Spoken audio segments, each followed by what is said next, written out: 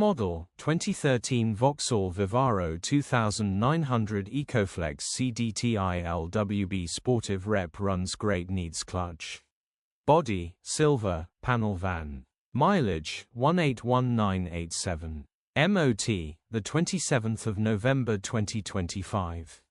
Engine, 1995 CCM9R, 90 bhp, Euro 5, transmission, 6-speed manual, front-wheel drive. Mechanical summary, starts great. Runs great. The clutch will need replacing. Very easy in and out job. Condition summary, bodywork is very clean and presentable. Interior is very clean and has plenty life left in it.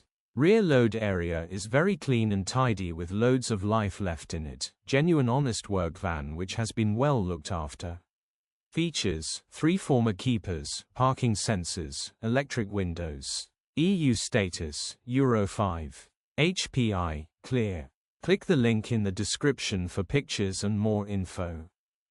Alternatively, call or WhatsApp us on 07401119973.